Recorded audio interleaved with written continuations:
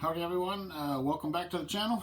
Today we'll be doing another episode of World in Flames Collector's Edition, Days of Decision 3 Combined Game Playthrough, game number 3. This is going to be the November-December turn, 1940. So far, I'd just like to say that this game has definitely been interesting. There's been twists that I haven't anticipated that have come up. And so it's definitely been interesting. I want to make a note about last turn. During the political phase last turn, I had Japan sign a minor economic agreement with Chile. Well, Japan didn't actually satisfy the prerequisites for that, so she couldn't have played that. So I have since reversed that. Instead, Japan played her infrastructure option and built, she played her build a factory, a synth option, and she built a factory instead. Now that did cost her a little bit more money, and it did result in an adjustment to her production, which I paid for by just not having her save an oil that turn. The reason why Japan didn't qualify for that is that her political position was 6, and I believe Chile's willpower is either a 4 or a 5. I think it's a 4. I know it's not 6 or higher. So that's the reason why Japan didn't qualify for that, because in order to sign a minor economic agreement, the signing major power has to have a political initiative position lower than the minor's willpower, and that wasn't the case. So it was an easy fix, so I just did that. That's why Japan's starting money is going to look a little strange. Okay, before we get to that, I want to go over U.S. entry right now. So I did the calculations for the November-December 1940 turn. That in focus a little better. There we go. Okay, so Germany's raw total is 133, and Japan's raw total is 78, and Italy's raw total is 43. So if you plug that into the formula, which is the raw total plus half the raw totals of the other two members in the fascist ideology, we get Germany with a plus 133, with a 133 plus 60.5. Now the U.S. total is 51, so that's subtracted from it. And then half of all the other major powers total is subtracted from that. And what we come up with is 56.5 for the Germans, 29 for the Japanese, and 11.5 for the Italians. Now this compares to a couple turns ago when I did the calculation of Germany being at 54, Japan being at 26, and Italy being at -2. So the biggest change on this so far has been the Italians have moved up substantially. Now what does all this mean? If we look at the U.S. political options, we see that now that the U.S. will qualify for 2 different political options to play. They will be able to play the East Coast Escorts, and once they play that one, they can play the Naval Patrol.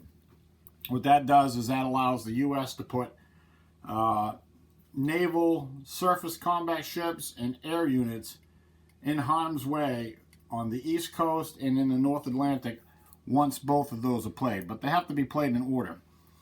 In the Pacific, it's a little bit different. They don't actually qualify for anything in the Pacific just yet. The first thing they can qualify for is Fleet the Pearl. And we're going to need a Japanese entry of greater than 35. And as we see at this point right now, Japan's entry is 29. So it is creeping up. And like last turn when I rolled for U.S. entry, I'm probably not going to see any more -1s creeping on the Japan column anymore. Because it's been, see, they declared war in 37, so it's +2 net for that, plus another 2 for the other 2 major powers being at war. So Japan's running at a +4 right now. So the best they're gonna get is if they roll a 1 it'll be a 0. A 1 or a 2 will be a 0, and that's the best they're going to get, and it's just going to get worse from here.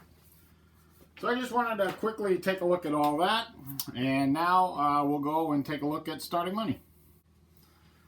Okay, starting money for the major powers, and I just want to note that there are 3 or 4 major powers, I believe, that are eligible for gear-ups next year. That's the Soviets, the Commonwealth, the United States, and I think the French, which probably won't see them. Yeah, it's the French, not the Chinese. But so we're probably going to expect at least 3 major powers trying to get gear-ups next year, which will be next turn. So that being said, let's go over starting money. We got Germany at 0, Japan at -3, and that's because of the error last turn. Italy at -1, the Soviets, Commonwealth, USA all at 0. China's at 1, and Free France is at -7 due to their spending binge last turn. So I've looked to see what the major powers want to do this turn. I think there are... Okay, there's no bonus bid points for anybody. However, both Italy and the Commonwealth owe political options. They both owe a line minor, which is that minor joins in. They both owe that for this turn or whenever they get it done. So I put bids in for the major powers. Let's go take a look and see what we got. Okay, for this turn we have Germany bidding 2, the US bidding 1, the Commonwealth bidding 1, Japan's bidding 3, the Soviets are bidding 1, and Italy is bidding 1. So let's see how this is going to pan out on the initiative position track.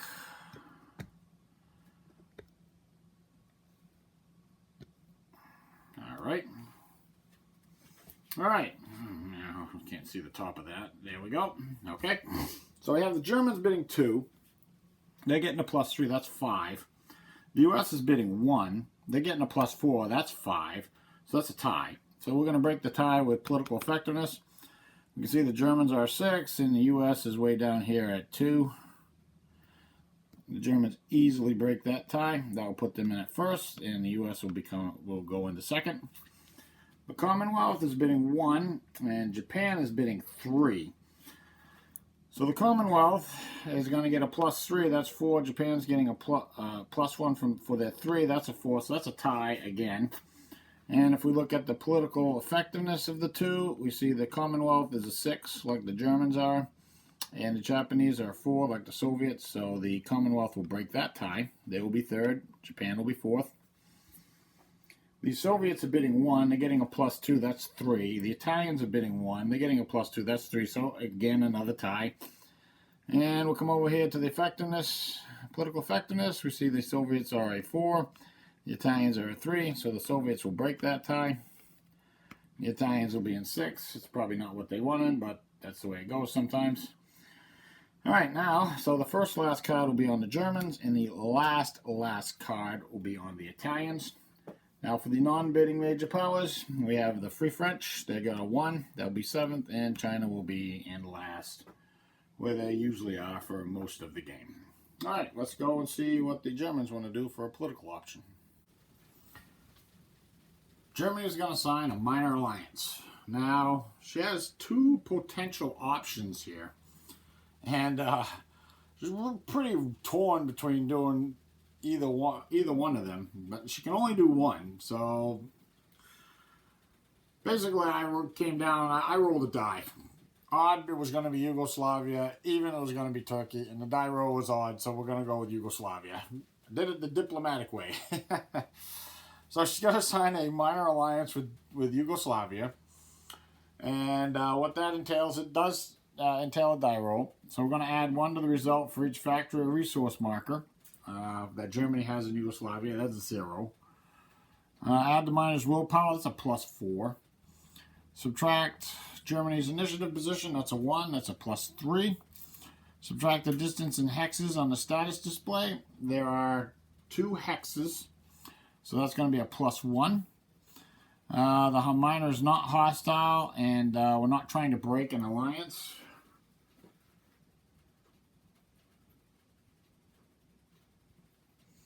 Okay, yeah, it's hostile to Italy, not to Germany.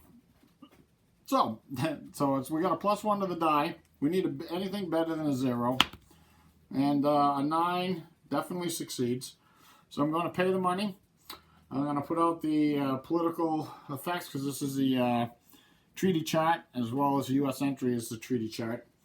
And come back and Germany will activate a minor. I think Germany's going to activate Hugo. So we're going to grab the markers, go over to the status display, and see how this works out.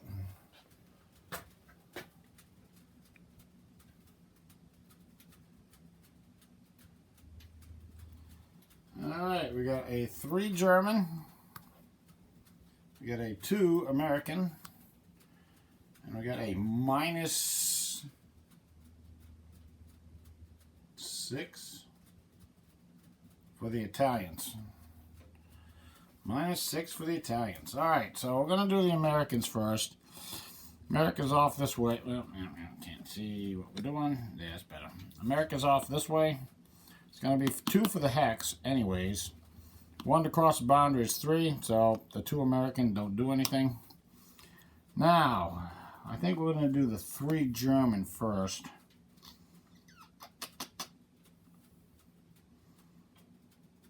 Yeah, we'll do the 3 German first.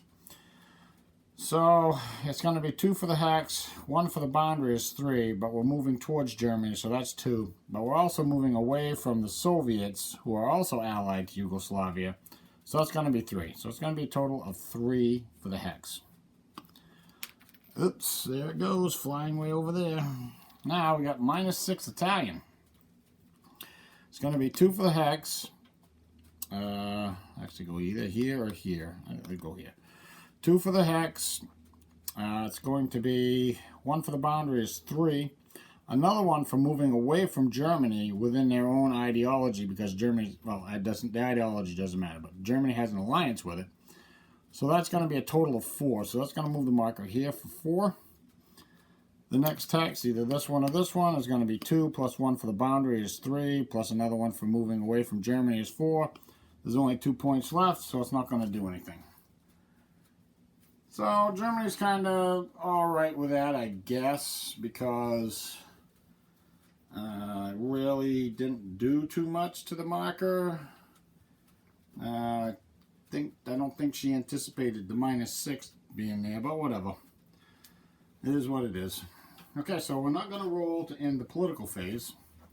Instead, we're going to move down to America, and we're going to go see what the U.S. is going to want to do.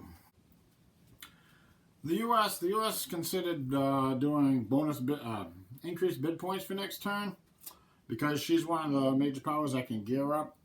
But considering that some of the other ones are probably going to do the same thing, like the Soviets, and her increased bid points is just going to be +4. It's not that much compared to some of the others.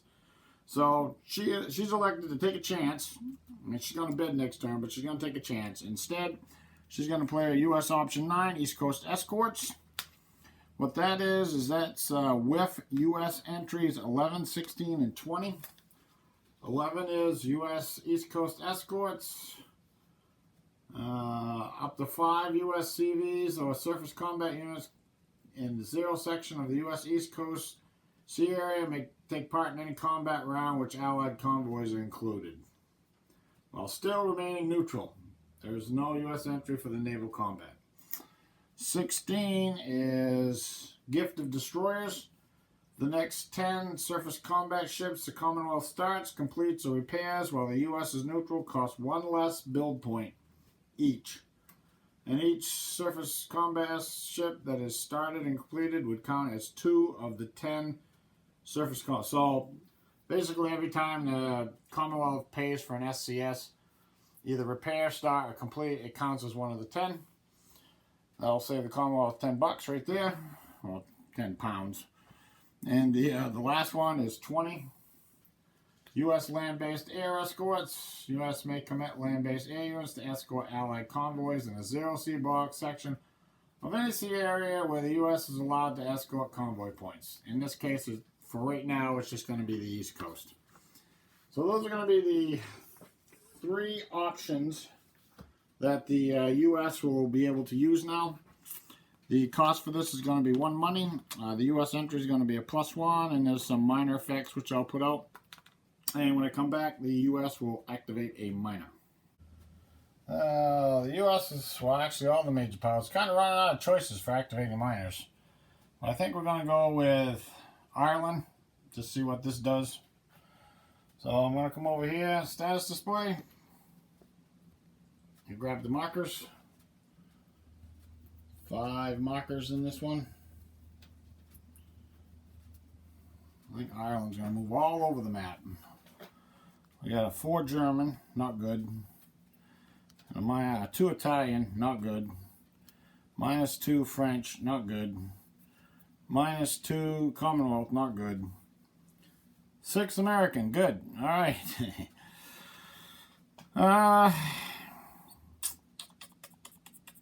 Let's activate the German first, surprisingly. We're going to do that one first. So that's going to drag it closer to Germany. That's this way. It's going to go 2. 1, 2, 3. 1, 2, 3. And we'll go here, 4. That's it for the German marker. Now we'll activate the Italian marker. I don't know. Actually, I think we're going to activate the French first. That's a -2. Free France is over here. It's basically going to push it down the edge of the fascist ideology. Then I think we'll do the 2 Italian. Okay. Now, normally it's 2 for the hex, but crossing the boundary is 3. We only have 2 Italian points, so no good. Doesn't do anything. Then I think we'll activate the U.S. That's basically going to drag it 3 hexes towards America. And then we got a -4 Commonwealth. It's going to drive it 2 away. So that's where it ends up. Well, yeah. Alright, so the last thing we're going to do is we're going to roll a die to see if the Commonwealth ends the political phase. There has been, oh no, this is the U.S.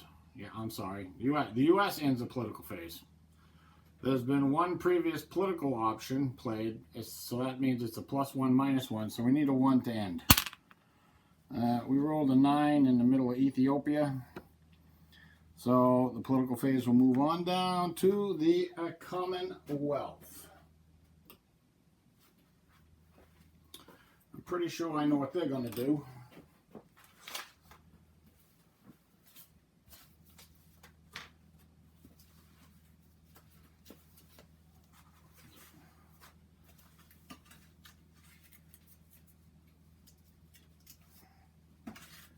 Now, the Commonwealth owes a line minor, so that's what she's going to do. She's going to play that political option that she owes. Minor joins in. That's this one right here. I've already put out all the markers and points and everything and paid the money, so don't have to do any of that. All the Commonwealth has to do is activate a minor. And let's see. I think she's going to, you don't want that German, we don't want that German influence building up in Portugal, so we're going to activate Portugal. We got plans for Portugal. Alright, we have a 2 German and a 1 Chinese. Portugal's right here, already within the Democrat ideology. So to move towards Germany, which is off this way, it's going to cost 2 for the hex and 1 for the boundary, and another one because Portugal is ally as a minor alliance with the Commonwealth. So it'd actually be 4 for that hex. So the 2 German gone. Now the Chinese, 1 point for China.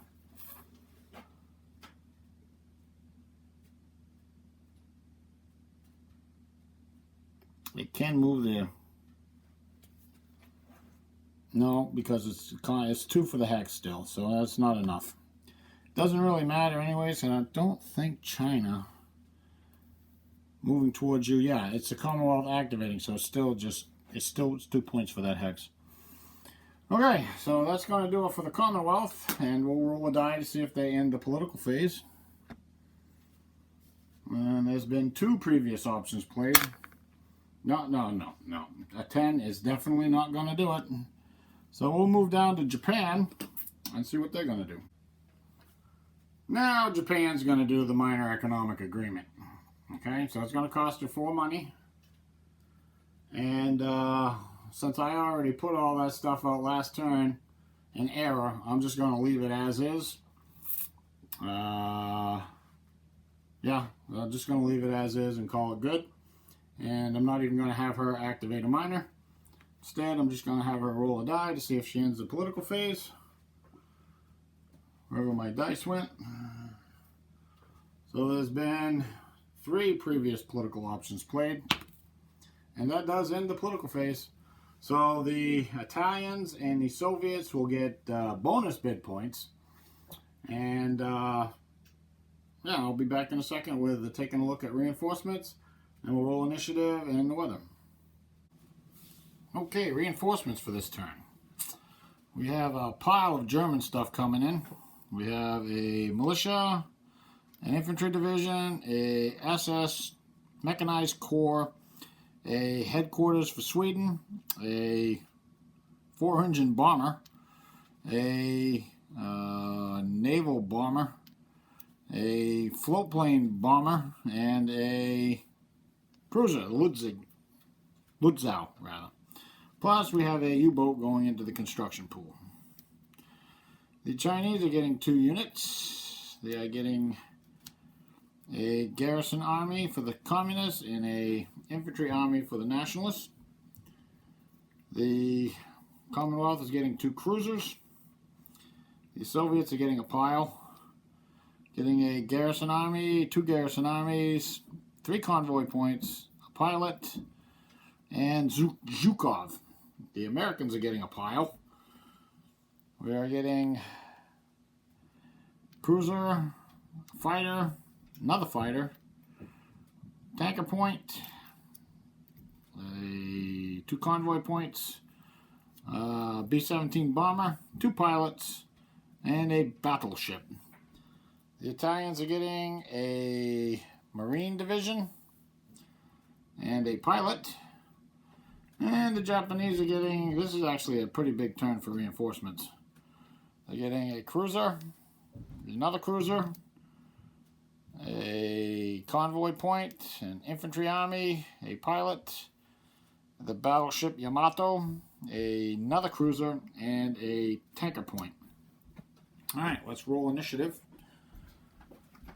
See how this goes.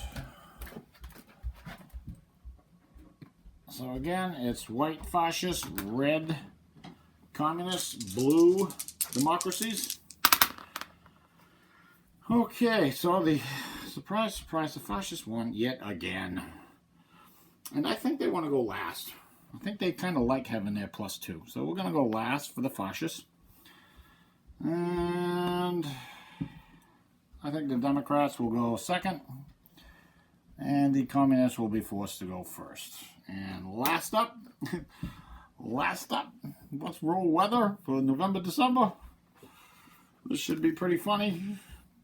It's either going to be really bad or really good. And they roll a 7. That's total garbage. Snow in the Arctic, snow in North Temperate, rain in the Mediterranean, fair in North Monsoon, rain in South Monsoon, fair in South Temperate. The impulse marker will be moving up 2, and we're going to have a +1 to the weather die roll for the next turn. Next set of impulses. So I'll get all that marked. I'll put the reinforcements out, and we'll come back with the first set of impulses. Okay, so for the communist first impulse, they basically took a combined and moved some more troops around, get things situated better at the front. The Communist Chinese didn't need to do anything, so they didn't. Anyways, it's snow, so yeah.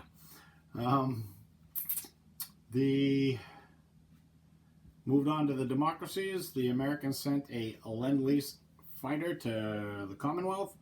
Commonwealth took a naval, got their fleets out, got their pickets out. So they're happy with that. And that was about that. The nationalist Chinese didn't need to do anything, so they didn't. The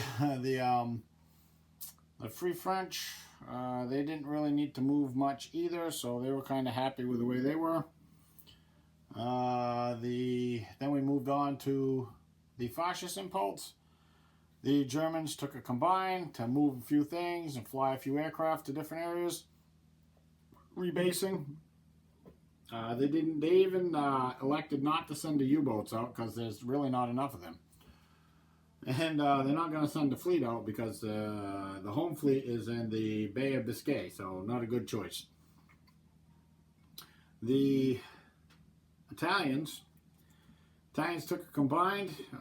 They sent the unit to Africa. That was about all they did.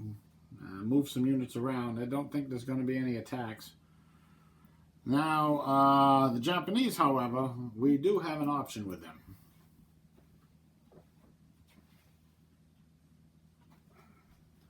We can get an attack in. Probably be a complete failure, as it usually is with the Japanese. But we have two potential ground strikes. But first we're going to have an air battle because the the nationalist fighter is going to rise to the occasion and intercept. So he's going to intercept, and the Japanese are going to counter intercept with their very good fighter. And the other fighter is out of range. So it's going to be uno. You gather the dice. See if Japan can win something for once. So the Chinese are on the -2 and the Japanese are on the +2. Well, China shoots first. They get a 5. Wow, jeez. Attacker abort. Okay, so attacker abort, front fighter or front bomber. The Chinese would like to abort the bomber, so we'll send him packing. Now the Japanese get to roll on the +2, and they roll about the worst you can roll, +2. Attacker clears through any one bomber. Okay, so there's no defending bombers. We'll go to round 2. Chinese roll an 8. That's actually not as good. On the -2, and 8 is a blank. The Japanese, they also roll an 8. Defender abort. Defender aborts on front, so the Chinese fighter gets aborted, and the single Japanese bomber makes it through. He's going to be aborted. Alright, so we got 1 ground strike. We have 3 Chinese units here.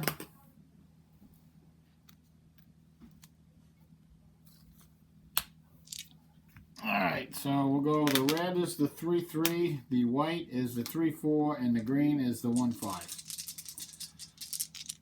Looking for 2s. Oh, we got 2 1s. We got 2 1s. So this is the only one that's face up now. Those 2 are face down. Wow, wow, wow, wow, wow. Japan making a comeback? I don't know. Alright, that was a pretty good roll on Japan's part. So now, the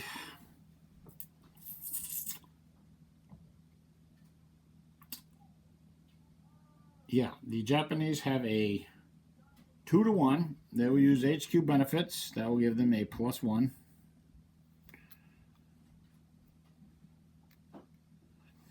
So now it's going to be a 2-to-1 +3. Now, the Chinese could use the Blitzkrieg table. 2-to-1 +3. There's a bunch of R's in there. 3. Nah. Let's make them bleed. It's more likely on the assault table they're all going to be flipped over. So we're going to take the assault table. Here's Japan's mighty roll. They roll a 2. 2 plus 3 is a 5. 2-1. Oh, jeez. Japan can't cut a break. They can't get anything. They can't get anything. Oh, wait a minute. That was a 1. I read that wrong. Too many dice on the table. So 1 plus, that's a 1-0. 1-0. China loses nothing. Japan loses 1. And all the Japanese units are flipped over. And I'll take care of that. I'll come back. And now we got to roll weather for the next set of impulses. Okay, let's roll weather.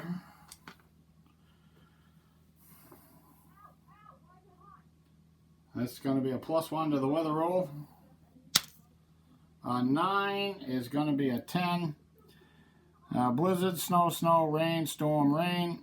Impulse marker will move up 3. And there's a +2 to next turn's weather roll. I'm going to get that all taken care of. And I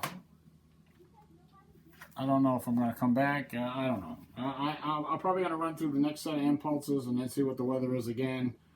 And if something clears up or somebody decides to do something, I'll probably break and show you that. But I can't. The weather's really terrible. So, and Japan blew their chance in China, so I don't really see anything much happening on the boards at this point. Maybe down in Africa. We'll see. Back in a second.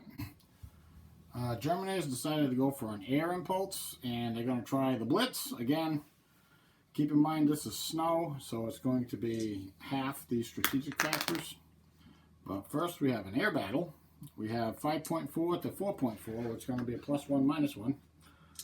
And the British will roll first, the Commonwealth will roll first. They roll a 9, which is pretty bad on the +1 column. That's a blank. Now it's up for the Germans. They roll a 12, which is pretty bad on the -1 column, which is attacker clear through anyone bomber, anyone defending bomber. There ain't any. We'll go to round 2. Alright. Commonwealth shooting. They roll a 12 on the +1. Attacker clear through one defending bomber. Any one defending bomber. They will clear through this guy. Now the Germans roll. I don't even know why I bothered to look at 11. Right? Defender clears through. Defender clears through any one bomber. Oh. So we'll clear through this guy.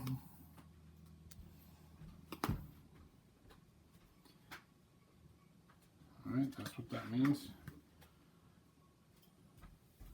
Defender clears through any... Oh, no. Germans were the attackers. Always have to remember, whoever's rolling the dice is the attacker. So, we'll try to shoot again as the Commonwealth. That's a 13 on the +1 chart. 13 is a blank. And the Germans, they get an 8 on the -1. 8 is a blank. Wow. I gotta trade these dice in, I think. Just the Commonwealth rolled another 8 on the +1. Oh, 8 on the +1 is defender abort. Defender aborts own front fighter or bomber. We'll go abort our front fighter. Now they get to roll. Oh my gosh. Wow. This dice 11. Why do I look? -1. Defender clears through. Any one bomber? Nope. Alright, now it's 4 to 5.4, which is a difference of 1.4, which is not quite enough to round to +2. So we're still going to be on the same column. Commonwealth rolls a 9 on the +1. That's a blank. 19 for the Germans on the -1 is attacker kills defenders, front bomber, or front fighter. They only have fighters, and the pilot is dead. So the British front fighter is gone. Finally, somebody rolled some dice. Well, keep going. Now it's going to be on the 0. That's a 12 on the 0. Attacker clears through anyone defending bomber. So the Commonwealth is the attacker. We will clear through. I guess none of them really, doesn't really matter too much. Yeah, we'll clear through that one. The Germans roll in response. They get a 15 on the 0. 15 on the 0. Attacker abort. So the Commonwealth fighter is aborted. He'll have to fly somewhere else. I think he was in Dover. And all the bombers get to go and try and bomb after being attacked by anti-aircraft. There are 8 anti-aircraft. We have a total of 5 bombers. So look at that. Anti-aircraft, 8 factors. 2 dice, lowest of the 2 dice. So roll 2 dice and it's the lowest die.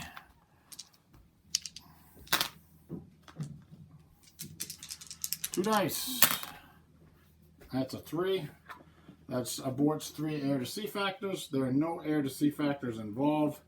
So all the bombers get through. We have a total of 3, 7, 10, 13, 15 factors, which is half, which is 7.5, which rounds to 8. That's going to be on the 7 to 9 table. And let's see. Okay, so it's just going to be a straight up roll on the 7 to 9 table. Oh yeah, 2, yeah, 0. That's a giant 0. So far the Blitz has resulted in a big giant 0. I'm going to land all those guys in a minute. However, we got some potential action down here in the Med, where it is also snow. First up, we have a Western Mediterranean possible sub-action. So we'll roll search dice. See what we get. A 9 and a 3 is going to be nobody found anything. Over here, we have a ground strike right here. It's 2 factors. Now, snow in the desert is the same as fair. So we have a ground strike of 2 factors on that 7-3. It misses. Why am I surprised? He'll fly back. And now we have a 3 to 1. We'll use HQ benefits. And I guess the Commonwealth has got a counter. So it's a 3 to 1 straight up on the Blitzkrieg table. Let's see if the Italians can be a little bit better than the Japanese. 3 to 1. Oh, that's definitely better. 7. 7 is across 1R. So the Commonwealth unit is destroyed. Half the Italian units remain face up. So I'll take care of that. I'll also land all the bombers up there in Northern Europe. And I'll come back. I guess we're going to roll weather. I'll come back with the weather. Back in a second. Alright, let's roll some weather. We got a +2 to the weather die roll. Let's see what we get. 2 becomes a 4. Which is rain Arctic, rain North Temperate, fair everywhere else. And the impulse marker will move up 2. There's no modifier to the weather roll for the next set of impulses. This last fascist impulse, the turn could have ended, but I rolled too high, so we will continue on. This is going to be the communist impulse now. And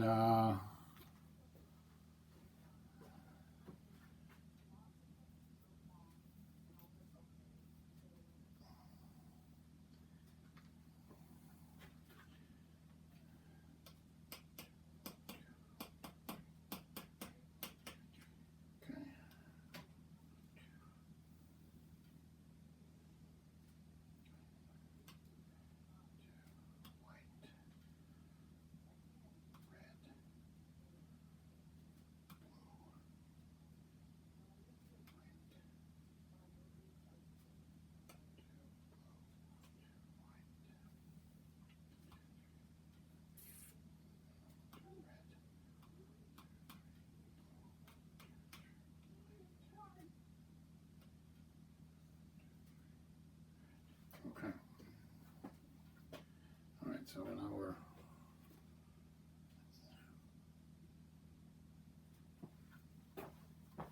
all right. I think the communists are all going to pass after taking a look at that, and they're going to try to end the impulse, the turn right now on this impulse. And a 1 definitely does it because they get a plus 1 to that number over there because they all passed. So they needed a 3, which was a 4. So that will do it for the turn. I'm gonna roll for partisans. I'll do that right now. Partisans. Let's roll for partisans. They ended that on the communist impulse. So neither the Democracies or the Fascists got a turn. So I think that's gonna move the Democracies box up. I'll mark her up on the initiative modifier. Partisans 9. Sweden, Italy, Romania, Turkey, Afghanistan, Iran. Iran is a possible. Let's roll for that. Nope. Australia, Burma, China. Burma's red. It's got a 2, so a 1 will get my partisan. Nope. China. I don't think there's any place a partisan can go in China. I think it's all covered with zones of control. So that's the case because these hexes up here in northern China, the Japanese never occupied them. Neither did they occupy this hex. Everything else is in a zone of control, which means the partisan can't be deployed there, so it's not necessary to roll. Now the next dice rolls,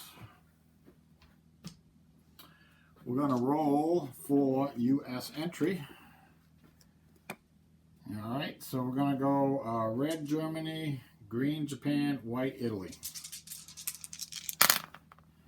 Red Germany is a 3. Okay, I got to figure that out. White Italy is a 10. They're definitely going to get some. I think the Japanese, lucking out again with a 1, is going to give them a 0. Alright, I'll be back in a second with, calculate all that in. I got to flip things over in land stuff, and then I'll do production. I'll be back in a second. Okay, production. The Germans produced 32, started with 25, and spent 26. Japan produced 19, started with 9, and spent 9. The Italians produced 10, started with 8, and spent 8. The Soviets produced 15, started with 14, and spent 14. That is not correct. I have to adjust that. We don't want to get Stalin don't want to get caught again. So they're actually gonna spend 12. Remember, we have gear ups coming, and they have that pesky little credit limit of 10. So we need to leave some money in the bank for that. So I'm gonna put this Soviet infantry division back. All right. Good thing I remembered that. All right, Commonwealth. Commonwealth produced 18, 4 of which were Lend-Lease, and 1 was a cadre. Started with 18 and spent 17, and took full advantage of the U.S. entry option, the free destroyer thing. They took full advantage of that. The USA produced 15, started with 13, and spent 13. China started with 4. Produced 4, started with 5, and spent 5. They are building Stillwell. Another headquarters. They do need another headquarters. Though lately it seems like they just stomp the Japanese every time they roll the dice. Alright, the Free French produced 1, started with -6, and spent 0. I'm going to get these units on the circle, and I'd like to thank you for watching. Like, subscribe, enjoy all that stuff, and I will see you next time.